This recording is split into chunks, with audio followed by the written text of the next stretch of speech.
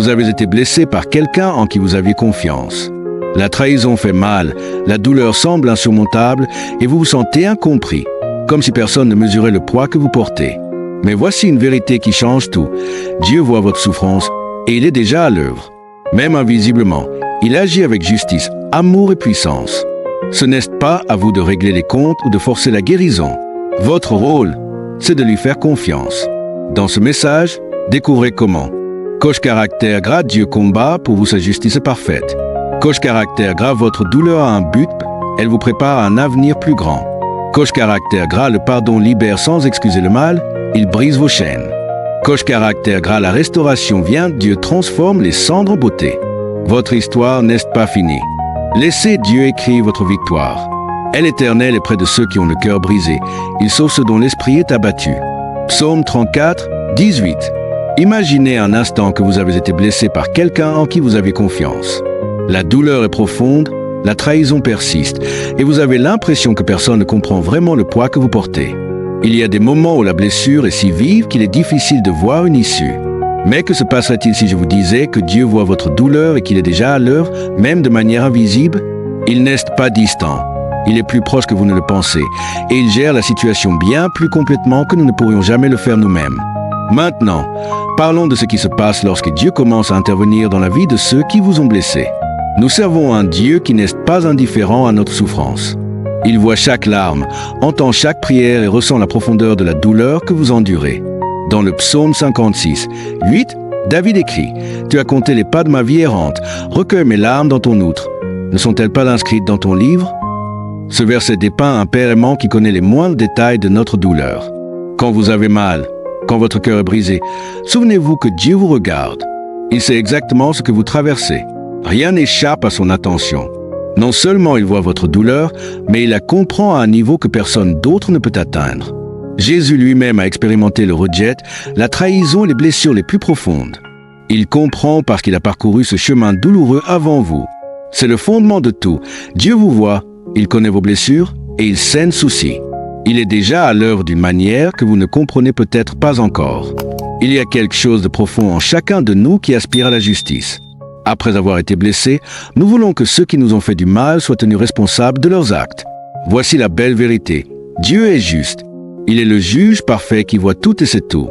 Dans notre monde, il semble souvent que les injustices restent sans réponse et que les torts soient balayés sous le tapis. Mais avec Dieu, rien n'est négligé. Il n'est pas indifférent à votre douleur et il ne laissa pas partir ceux qui vous ont blessés sans rendre des comptes. Le psaume 9, 7, 8 nous dit « Elle éternelle siège éternellement. Il a dressé son trône pour le jugement. Il juge le monde avec justice. Il juge les peuples avec droiture. » Dieu ne laisse pas les actes répréhensibles passer inaperçus. Sa justice est parfaite et elle viendra. Cela n'arrive pas toujours selon notre calendrier, mais soyez assurés que Dieu agira en son temps parfait. Lorsque nous faisons confiance à la justice de Dieu, nous pouvons abandonner le désir de nous venger ou de tout régler par nous-mêmes. Quand nous sommes blessés, la tentation est grande de chercher des représailles ou de manipuler la situation à notre avantage.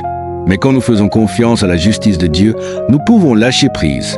Romains 12, 19 dit « Ne vous vengez point vous-même, bien-aimés, mais laissez agir la colère, car il est écrit « À moi la vengeance, à moi la rétribution, dit le Seigneur. » La justice de Dieu est bien plus complète que la nôtre. Il n'opère pas avec partialité et il ne fait pas d'erreur. Quand Dieu juge, c'est avec perfection. Il s'occupera de ceux qui vous ont blessés d'une manière juste et équitable. Cela devrait vous apporter une profonde paix. Vous n'avez pas à vous inquiéter de la vengeance, car celui qui voit tout s'en occupera à sa manière et en son temps. Sa justice ne se limite pas à punir les torts. Dieu ne se contente pas de redresser les injustices. Il se préoccupe aussi de la restauration de votre cœur. Quand Dieu travaille dans la vie de quelqu'un, même ceux qui vous ont blessé, sa justice peut amener la conviction, la repentance et la transformation. Vous ne le voyez peut-être pas immédiatement, mais faites confiance à Dieu. Il est à l'œuvre d'une manière que vous ne pouvez même pas imaginer. Quand vous êtes tenté de garder de la colère ou de l'amertume à cause de ce que quelqu'un vous a fait, rappelez-vous ceci. Dieu est juste. Il voit, il sait, et il agira. Sa justice sera parfaite. Laissez-le gérer la situation et ayez confiance qu'il fera les choses correctement, d'une manière qui dépasse notre compréhension. Il y a un vieux dicton qui dit « Dieu n'est jamais en retard, mais il est rarement en avance. » Comme c'est vrai, Quand nous souffrons après avoir été blessés, nous voulons souvent une résolution immédiate. Nous voulons que Dieu intervienne maintenant, qu'il règle la situation pour que tout aille bien, et selon notre calendrier. Mais le timing de Dieu n'est pas le nôtre. Même si nous ne voyons que la douleur et l'attente, lui voit la situation dans son ensemble. Ecclésiaste 3, 11 nous rappelle, il fait toutes choses belles en son temps. Pas seulement quelque chose, mais tout, y compris notre douleur, nos luttes et notre attente de justice. Dieu sait que le voyage que vous traversez ne concerne pas seulement un soulagement immédiat de la douleur. Il s'agit de votre croissance, de votre foi et de votre confiance en lui au milieu des épreuves. Le timing de Dieu ne correspond pas toujours à nos attentes, mais il est toujours parfait. Pensez à l'histoire de Joseph dans la Bible. Vendu comme esclave par ses frères, faussement accusé et jeté en prison, il a passé des années à souffrir, attendant la délivrance de Dieu. Mais dans Genèse 50, 20, Joseph regarde en arrière et dit « Vous aviez projeté de me faire du mal, mais Dieu l'a fait tourner en bien pour accomplir ce qui arrive aujourd'hui, pour sauver la vie à un peuple nombreux. » Dieu était à l'œuvre, même au milieu des circonstances douloureuses de Joseph, orchestrant les événements selon son timing parfait. Peut-être avez-vous attendu que Dieu agisse. Peut-être avez-vous l'impression que vos prières sont sans réponse, et vous vous demandez pourquoi il faut tant de temps pour que justice soit faite et pour que la guérison que vous désirez arrive. Mais je veux vous rappeler, le timing de Dieu n'est jamais trop tard, et il n'est jamais trop tôt. Il sait exactement quand agir, quand apporter la guérison et quand s'occuper de ceux qui vous ont fait du tort. Pendant que vous attendez, il vous prépare, fortifie votre foi et vous façonne pour lui ressembler davantage. Il est facile de devenir impatient dans l'attente, de sentir que rien ne se passe. Mais souvenez-vous, le retard n'est pas un signe d'inaction de la part de Dieu. Son silence n'est pas un abandon, c'est une préparation. Quand il agira, ce sera au bon moment, et cela en vaudra la peine. Si vous êtes dans une saison d'attente, ayez confiance, le timing de Dieu est parfait. Il travaille dans les coulisses, même si vous ne le voyez pas encore. Son plan se déroulera au bon moment. Il agira parfaitement, et vous verrez que tout cela était pour votre bien et sa gloire. L'un des aspects les plus difficiles d'être blessé est que souvent, personne ne connaît toute l'étendue de l'injustice que nous subissons. La douleur reste cachée, la vérité est enfouie, et on a l'impression que ceux qui nous ont fait du mal s'en sortent. Mais voici une promesse de Dieu, il exposera la vérité. Dans Luc 8, 17, Jésus dit « Car il n'y a rien de caché qui ne doit être découvert, ni de secret qui ne doit être connu et mis au jour. » Dieu est un Dieu de vérité, et rien ne lui est caché. Tout ce qui a été caché dans les ténèbres sera amené à la lumière. Vous ne savez peut-être pas quand ni comment, mais Dieu voit les motivations cachées, les mensonges et les trahisons que d'autres ont tenté de dissimuler. Il les révélera, que ce soit dans cette vie ou dans la suivante. Vous n'avez pas à porter le fardeau de découvrir la vérité vous-même. Vous n'avez pas besoin de chercher à vous venger ou de passer votre temps à essayer de dénoncer les torts. Dieu est le révélateur ultime. Il sait comment exposer la vérité d'une manière qui amènera justice et restauration. Et quand il le fera, ce ne sera pas seulement pour révéler le mal, mais pour la guérison et la liberté de tous ceux qui sont impliqués. Dans le livre d'Esther, nous voyons comment Dieu a travaillé dans l'ombre pour exposer les plans pervers des Hamans, qui avaient comploté pour détruire le peuple juif. Au bon moment, Dieu a utilisé une nuit d'insomnie du roi et une série d'événements apparemment aléatoires pour faire éclater la vérité. La méchanceté a été exposée et la justice a été rendue. En son temps, Dieu a fait connaître la vérité et il fera la même chose pour vous. Mais voici ce que Dieu ne fait pas. Il ne se contente pas d'exposer la vérité pour punir le coupable. Il la révèle aussi pour libérer tout le monde. Parfois, la vérité qui doit être révélée ne concerne pas seulement la personne qui vous a blessé, mais aussi votre propre cœur. En exposant la vérité, Dieu apporte clarté, guérison et compréhension.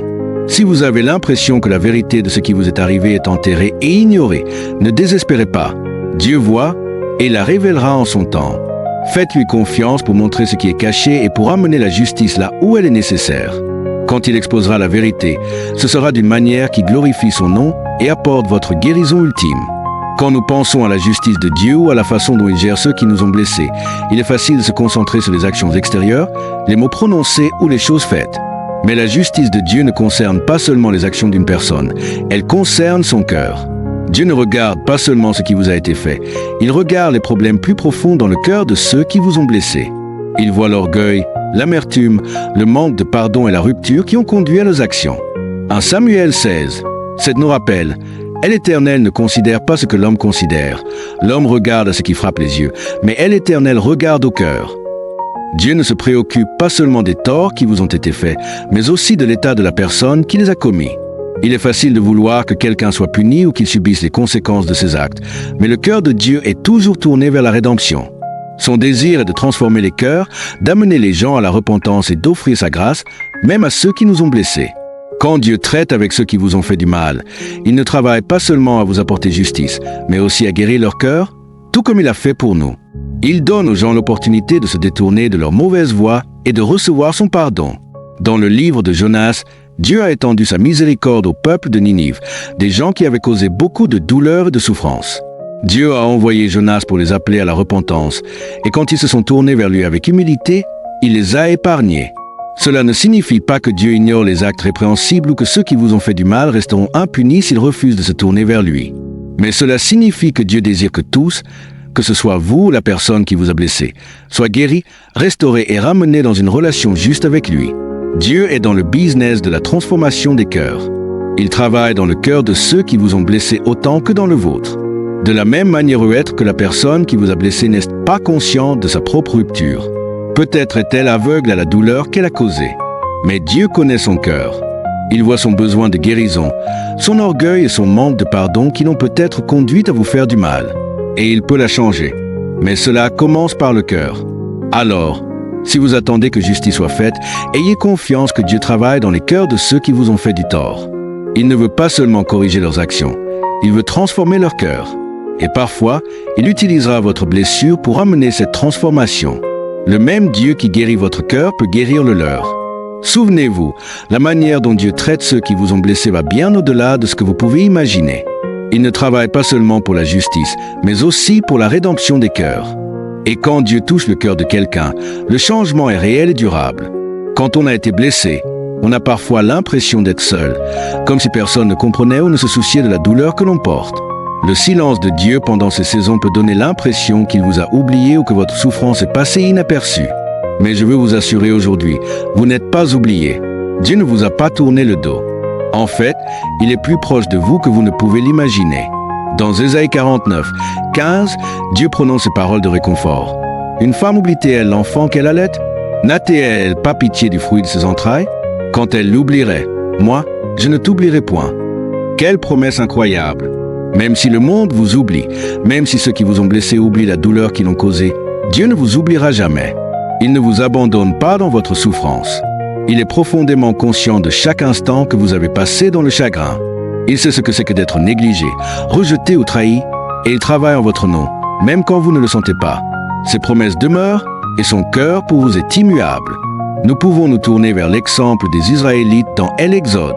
Réduits en esclavage en Égypte pendant des centaines d'années, ils criaient à Dieu pour la délivrance. Dans Exode 2, 24-25, il est dit « Dieu entendit leurs gémissements et se souvint de son alliance avec Abraham, Isaac et Jacob. Dieu regarda les enfants d'Israël et il eut égard à eux.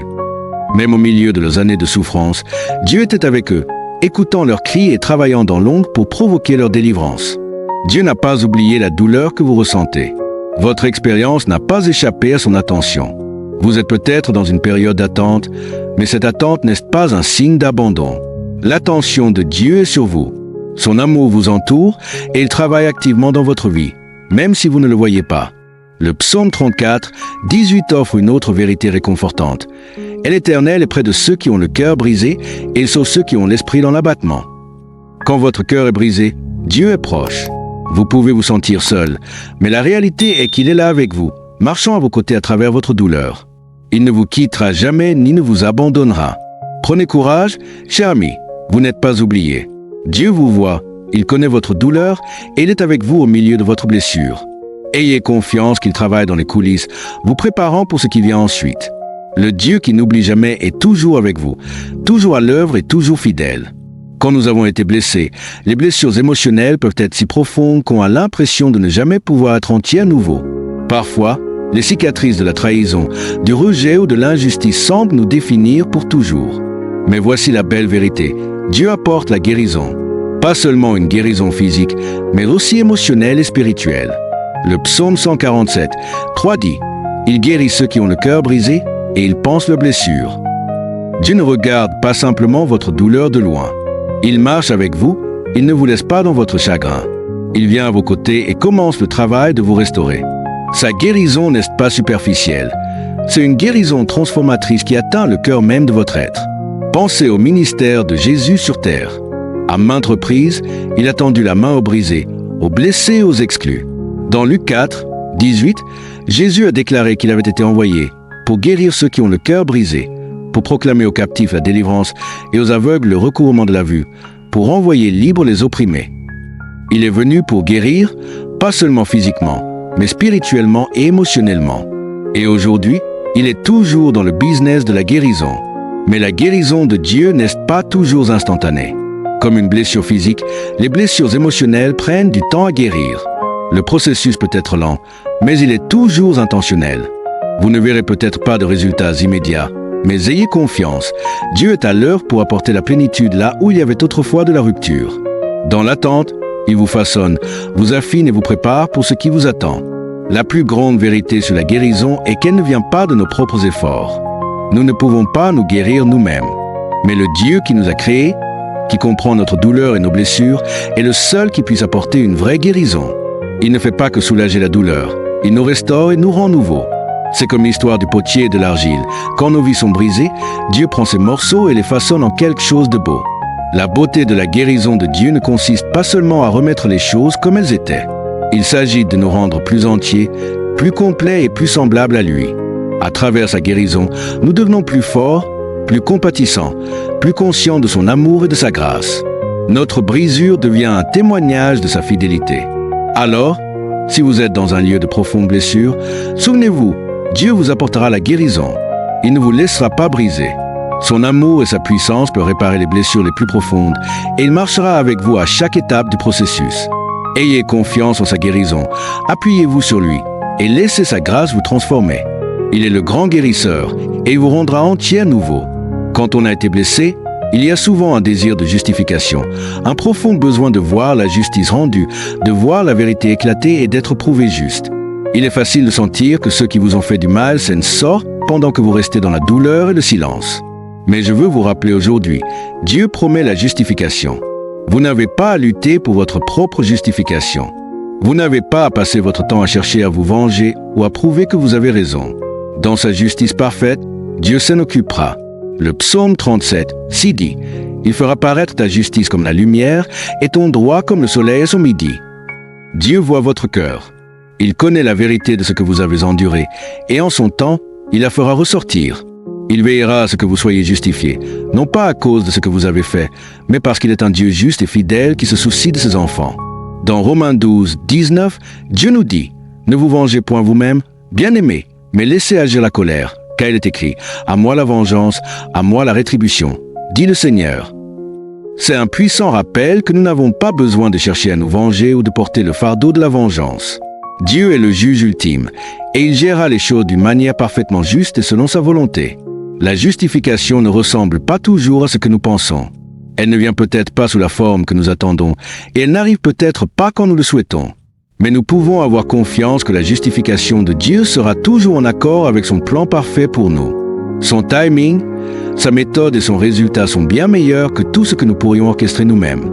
L'histoire de David en est un exemple. David a été blessé par le roi Saul, qui cherchait à le tuer par jalousie et peur.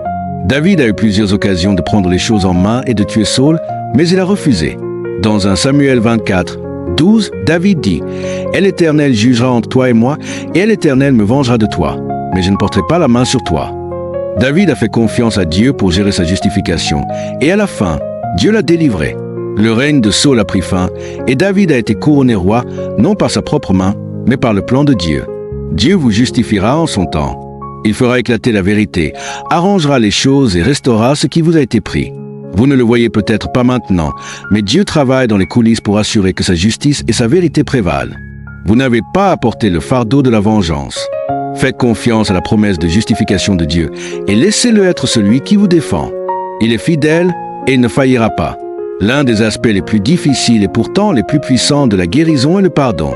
Quand quelqu'un nous blesse profondément, la réaction naturelle est souvent de s'accrocher à l'amertume, au ressentiment ou à la colère. Pardonner semble presque impossible, surtout quand la blessure est fraîche et la douleur vive. Mais voici la vérité, le pardon est essentiel, non seulement pour celui qui vous a blessé, mais pour votre propre bien.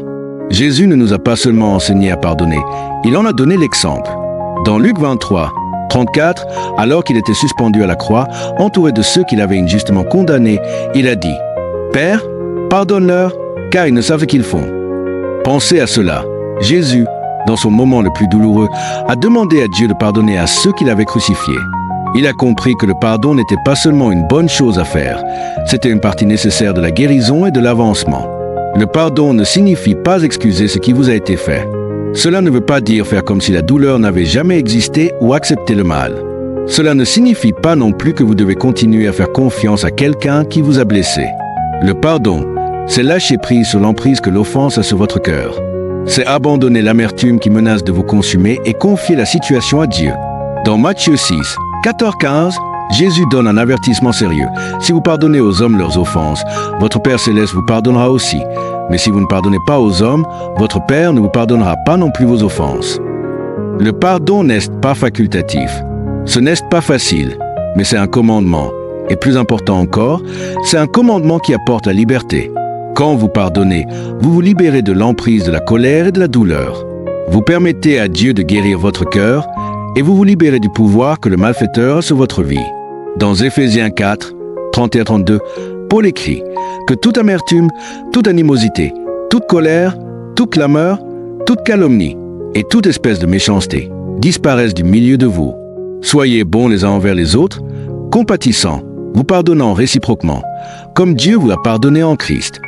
Le pardon ne vient pas naturellement à nous, mais avec l'aide de Dieu, c'est possible. Et quand nous choisissons de pardonner, nous reflétons le cœur de Christ. Il est aussi important de comprendre que le pardon ne signifie pas que la réconciliation suivra automatiquement. La réconciliation est un processus distinct, et parfois, elle n'est pas possible, surtout si l'autre personne ne se repent pas. Mais le pardon est quelque chose que vous pouvez faire indépendamment des actions de l'autre personne. C'est une question de libérer le poids de la colère et du ressentiment de votre cœur et de faire confiance à Dieu pour gérer la situation. Souvenez-vous, le pardon ne consiste pas à dire que ce qu'ils ont fait n'a pas d'importance. Il s'agit de dire « Je ne vais pas laisser ce qu'ils ont fait continuer à me contrôler ». Quand vous pardonnez, vous invitez la guérison de Dieu dans votre cœur et vous ouvrez la porte à ce que sa paix règne dans votre vie. Alors, si vous vous accrochez à l'amertume ou si vous avez lutté contre l'impardon, je vous encourage aujourd'hui à amener cela devant Dieu. Demandez-lui de vous aider à pardonner, même quand cela semble impossible. Ayez confiance que, quand vous lâchez prise, Dieu guérira votre cœur et vous donnera la liberté qui vient avec le pardon. L'une des vérités les plus remarquables des Écritures est que Dieu est capable de prendre notre douleur la plus profonde et de l'utiliser pour sa gloire. Ce que l'ennemi a prévu pour le mal, Dieu peut le racheter et le transformer. En fait, Dieu utilisera votre blessure pour sa gloire. Aucune douleur n'est jamais gaspillée entre les mains de Dieu. Pensez à l'histoire de Joseph dans la Bible. Vendu comme esclave par ses propres frères, faussement accusé et jeté en prison, sa vie était remplie de souffrances injustes. Mais Dieu travaillait dans les coulisses, orchestrant les événements pour un but bien plus grand. Dans Genèse 50, 20, Joseph dit à ses frères « Vous aviez projeté de me faire du mal, mais Dieu l'a fait tourner en bien pour accomplir ce qui arrive aujourd'hui, pour sauver la vie à un peuple nombreux. » La trahison, la blessure et la souffrance de Joseph sont devenus le moyen même par lequel Dieu a sauvé une nation de la famine. Dieu est dans le business de la rédemption, et il peut prendre votre douleur et l'utiliser pour un plus grand but. Votre blessure ne vous définit pas, elle fait partie de l'histoire qu'il écrit dans votre vie. À travers ce que vous avez enduré, Dieu peut vous donner une plateforme pour aider les autres, une compassion plus profonde pour ceux qui souffrent et une capacité à insuffler de l'espoir dans des situations qui semblent impossibles. L'apôtre Paul a compris cette vérité. Dans 2 Corinthiens 1, 3-4, il écrit « Béni soit Dieu, le Père de notre Seigneur Jésus-Christ, le Père des miséricordes et le Dieu de toute consolation, qui nous console dans toutes nos afflictions, afin que, par la consolation dont nous sommes nous-mêmes consolés par Dieu, nous puissions consoler ceux qui sont dans quelque affliction que ce soit. » Paul a compris que le réconfort et la guérison que nous recevons de Dieu ne sont pas seulement pour nous, ils sont destinés à être transmis à d'autres. Votre parcours à travers la douleur peut devenir un puissant témoignage de la fidélité de Dieu. L'apôtre Paul a compris cette vérité. Dans 2 Corinthiens 1, 3-4, il écrit « Béni soit Dieu, le Père de notre Seigneur Jésus-Christ, le Père des miséricordes et le Dieu de toute consolation, qui nous console dans toutes nos afflictions, afin que, par la consolation dont nous sommes nous-mêmes consolés par Dieu, nous puissions consoler ceux qui sont dans quelque affliction que ce soit. » Paul a compris que le réconfort et la guérison que nous recevons de Dieu ne sont pas seulement pour nous, ils sont destinés à être transmis à d'autres. Votre parcours à travers la douleur peut devenir un puissant témoignage de la fidélité de Dieu, et votre capacité à réconforter les autres peut être utilisée pour partager l'espoir que vous avez trouvé en Christ. Dieu ne gaspille pas notre douleur. Il utilise nos cicatrices pour démontrer sa grâce. Votre histoire, votre blessure, peut être un témoignage qui glorifie Dieu, montrant sa puissance pour racheter, restaurer et guérir. Vous ne voyez peut-être pas encore comment votre douleur pourrait servir un plus grand objectif, mais ayez confiance, Dieu est à l'œuvre et il utilisera tout ce que vous avez traversé pour apporter gloire à son nom. Alors, quand vous êtes au milieu de votre blessure, souvenez-vous que Dieu ne se contente pas de mettre fin à votre douleur. Il est préoccupé par l'utilisation de votre douleur pour quelque chose de bien plus grand que ce que vous pouvez imaginer. Votre souffrance, votre voyage, votre guérison, tout cela pointe vers sa gloire. Et à la fin, votre histoire sera un témoignage que, malgré la douleur, Dieu est bon et capable de faire ressortir la beauté des cendres. Ayez confiance que Dieu utilisera votre blessure pour apporter gloire à son nom et pour aider les autres à connaître la même guérison et le même espoir que vous avez trouvé. Quand nous faisons face à une profonde blessure, il est naturel de se sentir faible, épuisé et accablé. Nous pouvons nous demander combien de temps encore nous pourrons porter le fardeau de la douleur. Mais voici la vérité. Dieu vous fortifie à travers les épreuves que vous endurez. La douleur que vous ressentez et le voyage vers la guérison servent tous un but plus grand, vous rendre plus résilient et plus dépendants de lui. Jacques 1, 2-4 dit « Considérez comme un sujet de joie complète les diverses épreuves auxquelles vous pouvez être exposés, sachant que l'épreuve de votre foi produit la patience. Mais il faut que la patience accomplisse parfaitement son œuvre, afin que vous soyez parfaits et accomplis, sans faillir en rien. » Les épreuves ne sont pas seulement des obstacles à surmonter, ce sont des opportunités de croissance spirituelle. Quand vous traversez une blessure, Dieu utilise cette douleur pour construire la persévérance et approfondir votre foi. Pensez à un muscle, il ne devient plus fort qu'à travers la résistance. De la même manière, notre foi se fortifie quand nous sommes confrontés à des circonstances difficiles et que nous comptons sur Dieu pour nous aider à traverser. Notre douleur, quand nous choisissons de lui faire confiance même dans la souffrance, fait grandir les muscles de notre foi. Plus nous nous appuyons sur Dieu, plus nous réalisons qu'il est fidèle à nous porter. Dans 2 Corinthiens 12, 9, Paul écrit « Il m'a dit, ma grâce te suffit, car ma puissance s'accomplit dans la faiblesse. Je me glorifierai donc bien plus volontiers de mes faiblesses, afin que la puissance de Christ repose sur moi. » Ne gaspillez pas votre faiblesse. Dieu l'utilise pour montrer sa puissance. Dans nos moments de douleur et de vulnérabilité, il s'approche et donne une force que nous ne pourrions jamais puiser en nous-mêmes. Dieu vous donne la grâce de persévérer, de grandir et de lui faire confiance plus profondément. C'est dans nos moments les plus faibles que nous expérimentons souvent sa force le plus clairement. Et voici l'un des aspects les plus difficiles de la douleur et qui nous force souvent à entrer dans un lieu de vulnérabilité. Nous sommes confrontés à la réalité que nous ne pouvons pas tout contrôler et nous ne pouvons pas réparer la souffrance par nous-mêmes. Mais c'est précisément là que Dieu veut que nous soyons, à l'endroit où nous sommes obligés de dépendre entièrement de lui. Proverbe 3, 5-6 nous dit « Confie-toi en elle, Éternel, de tout ton cœur et ne t'appuie pas sur ton intelligence.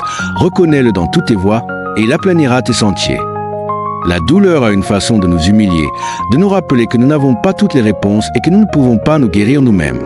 Dans ces moments, Dieu nous invite à nous appuyer pleinement sur lui, à lui faire confiance avec notre douleur, notre avenir et notre chemin vers la guérison.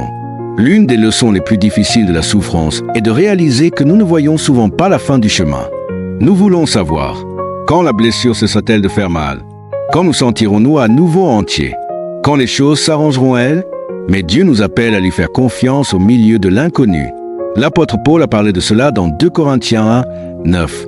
Nous avons même cru que nous avions reçu en nous-mêmes l'arrêt de mort, afin de ne pas placer notre confiance en nous-mêmes, mais en Dieu qui ressuscite les morts. Paul était dans une profonde souffrance, mais il a reconnu que Dieu permettait ces épreuves pour lui apprendre à dépendre davantage de lui. Le timing de Dieu est parfait. Nous voulons souvent que la guérison, la restauration et la résolution arrivent immédiatement. Nous prions pour que Dieu enlève la douleur et répare la situation instantanément. Mais le timing de Dieu est parfait et il travaille toutes choses en son temps, pas le nôtre. Ecclésiaste 3, 1 nous rappelle « Il y a un temps pour tout, un temps pour toutes choses sous les cieux. » Dieu connaît le moment idéal pour coche caractère grave vous guérir, coche caractère grave vous restaurer, heavy checkmark amen or law justice, coche caractère grave vous préparer pour ce qui vient. Son timing ne correspond pas toujours à nos attentes, mais il est toujours pour notre bien. 2 Pierre 3, 8-9 dit « Mais il est une chose, bien-aimée, que vous ne devez pas ignorer, c'est que, devant le Seigneur, un jour est comme 1000 ans, et 1000 ans sont comme un jour. Le Seigneur ne tarde pas dans l'accomplissement de la promesse, comme quelques-uns le croient, mais il use de patience envers nous, ne voulant pas qu'aucun périsse, mais voulant que tous arrivent à la repentance. La patience de Dieu n'est pas un signe de négligence ou de retard. C'est une expression de son amour profond et de son désir que nos cœurs s'alignent sur le sien. Votre douleur n'est pas gaspillée. L'une des vérités les plus réconfortantes au milieu de la souffrance est que Dieu utilise tout pour sa gloire et votre bien. Romains 8, B28 déclare « Nous savons, du reste, que toute chose concourt au bien de ceux qui aiment Dieu, de ceux qui sont appelés selon son dessein. » Cela inclut même vos blessures les plus profondes. Dieu utilise coche caractère grave aux épreuves pour vous affiner, coche caractère à vos luttes pour vous fortifier, coche caractère grave aux cicatrices pour témoigner de sa fidélité. L'histoire de Joseph en est un exemple puissant. Vendu comme esclave par ses frères, faussement accusé et emprisonné.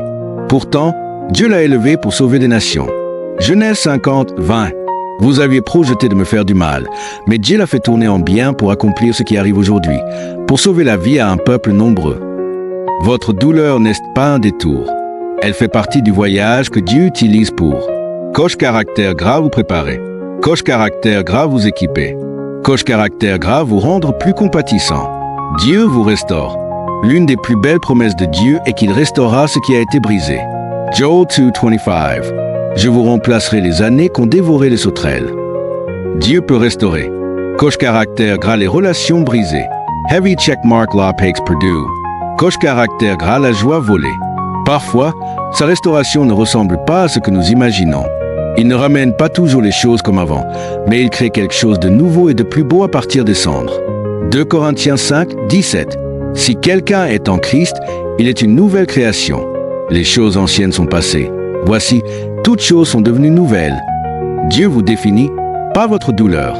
Quand nous souffrons, il est facile de laisser la douleur nous définir. Mais voici la vérité. Vous n'êtes pas votre blessure. Vous êtes qui Dieu dit que vous êtes. Coche caractère gras aimé. Coche caractère gras racheté. Coche caractère gras guéri. Coche caractère gras fortifié. Ésaïe 61, 3. Pour accorder aux affligés de Sion, pour leur donner un diadème au lieu de la cendre, une huile de joie au lieu du deuil, un vêtement de louange au lieu d'un esprit abattu. Vos cicatrices ne vous définissent pas. Elles témoignent de la puissance de guérison de Dieu. Dieu achève ce qu'il a commencé. Philippians 1, 6. Je suis persuadé que celui qui a commencé en vous cette bonne œuvre la rendra parfaite pour le jour de Jésus-Christ. Dieu n'abandonne pas ce qu'il commence. Même si vous ne voyez pas encore la fin, il est fidèle pour achever son œuvre en vous. Pour conclure, ayez confiance en Dieu. Si vous traversez une saison de douleur aujourd'hui, souvenez-vous. Touche 1, Dieu voit votre souffrance, il n'est pas indifférent. Touche 2, il est en train de travailler, même si vous ne le voyez pas encore. Touche 3, votre douleur a un but, elle vous prépare pour quelque chose de plus grand. Touche 4, il vous restaurera, pas toujours comme vous l'attendez, mais toujours pour votre bien. Touche 5, votre histoire n'est pas terminée. Dieu écrit un témoignage à travers vous. Ayez courage, car j'ai vaincu le monde. Jean 16:33. Votre douleur n'aura pas le dernier mot. Du Or Victoire Finale. Étoile rutilante, continuez à croire. Continuez à espérer. Continuez à faire confiance. Glowing Star. Dieu est avec vous et il vous mène vers une fin glorieuse. Si ce message vous a encouragé, partagez-le avec quelqu'un qui en a besoin aujourd'hui. Quelle partie vous a le plus touché? Dites-le en commentaire. Abonnez-vous pour plus d'encouragement biblique.